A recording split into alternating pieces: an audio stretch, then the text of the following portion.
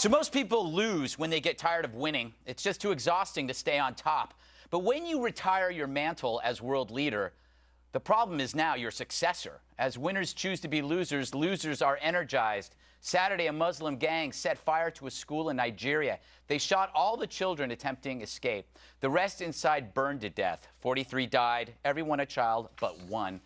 You can credit Boko Haram, a Muslim group seeking destruction of Western civilization. They attack schools because knowledge might shed a light on their sick beliefs, and their lighter fluid is their blinder.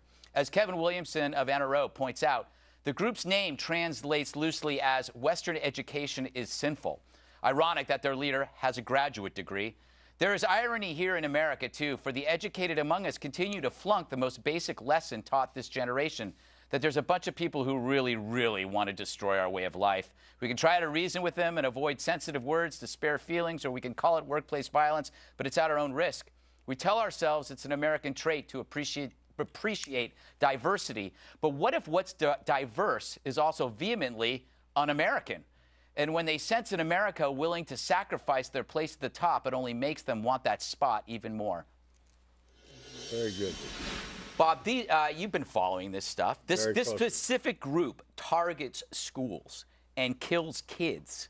They are a bunch of thugs, murderers, and they go after schools, they're Christian schools. They've done this. They burn them down. We don't do that here. If we burn down your mosque here, you'd be really upset. The fact of the matter is these guys are murderers. They're terrorists. And if this is what the prophet told you to do, then the prophet was wrong. Now, I already got enough bail from you all. You don't like what I say about not letting your students come here. If it were up to me, I would not have another mosque built in this country until we got it worked out who was not a terrorist. And by the way, here we go. has somebody out there, is any Muslim out there, any Muslim cleric, any Muslim leader said anything about this? No, you're cowardly because you're afraid they're going to put a, what they call, fatwa on you. Well, fatwa this.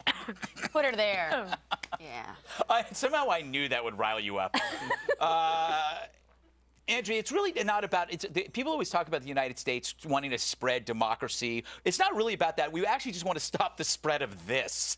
We're not asking for anything special. We just don't want to be killed. But do we want to spread democracy? Because the Muslim Brotherhood was doing, now they weren't going after schools, but they were allowing the persecution for Coptic Christians. They were allowing jihadists to enter the country. Mohammed Morsi was pardoning accused terrorists in Egypt. And what did our administration do?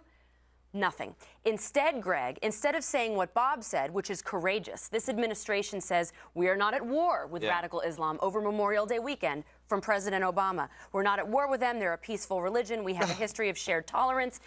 Bob, I wish this administration would wake up the way that you have woken up and the things that you say. You and me both. The peaceful religion. These guys, by the time the little kids, they're taught how to be terrorists. I mean, I just don't. I don't understand it. And by the way, it was the Muslim Brotherhood who was responsible for burning those Coptic churches in Egypt. They said they only looked the other way. Well, why don't you have the courage to look at it and stop it? So what was the big rush? What was the big rush to get the Muslim Brotherhood in power in Egypt then? That's a good point. That's the point. And give them $1.5 billion a year. Both Obama Instead of leaving Mubarak in. Good job. Good move. Yeah, you want to leave anyway. Leaving that aside, both George Bush and Barack Obama said we want democracy in Egypt. Well, they got it, and look what they got. We have got to learn a lesson here that we can't impose our democracy on other countries. How's this? You're not going to like what you get. Let them be democratic. Let them vote in Muslim Brotherhood if they want. But let's stop giving them $1.5 billion or $2 billion and send them F-16s and give them all the tools to fight us when we don't like what happens over there anymore. It's the military that's siding with us here. Yeah, because then they get in the wrong hands. But when the Muslim Brotherhood, when Mohammed Morsi, who represents the Muslim Brotherhood, won in Egypt, that was the moment we should have said, okay, fine. You want Muslim Brotherhood? That's fine. But our foreign aid is cut off to Egypt. Sorry. Cut off the military, and you're going to cut off the last friend you've got in that country.